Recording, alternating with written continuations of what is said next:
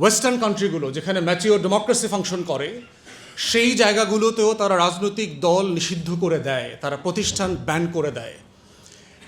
রাশিয়ার একটা টেলিভিশন আছে আরটি, আপনারা দেখবেন অনেকগুলো ভাষায় এটা অপারেট করে। আমি ইংল্যান্ডে থাকা অবস্থায় দেখলাম আরটি ইংল্যান্ডে ব্যান করে দিল। তো ইংল্যান্ড তো ডেমোক্রেসির দেশ না, অনেক মত পথ চর্চা করা যায়। ইরানের একটা টেলিভিশন আছে প্রেস টেলিভিশন, আমরা একই সময় থাকা অবস্থায় লন্ডনে থাকা অবস্থায় দেখলাম যে প্রেস টিভিটা ইংল্যান্ড বন্ধ করে দিল, কোনো ব্রডকাস্ট করা যাবে না। এবং শুধু তাই না, এই টেলিভিশনগুলোতে যারা কাজ করতেন তাদের অনেককে গ্রেফতার করা হয়েছে, তাদেরকে জেলে নেওয়া হয়েছে এবং পার্সোনা নন গ্রাটা করে দেওয়া হয়েছে, দেশ থেকে বসে করে দেওয়া হয়েছে 1-2 দিনের ব্যবধানে। তাহলে এত গণতন্ত্র, এত মত প্রকাশের স্বাধীনতা, এত আইনের শাসন, এত এত এত এত গল্প যেগুলো তারা আমাদেরকে মানবাধিকারের নামে শেখায় বলে, তারা সেগুলো কেন করলো?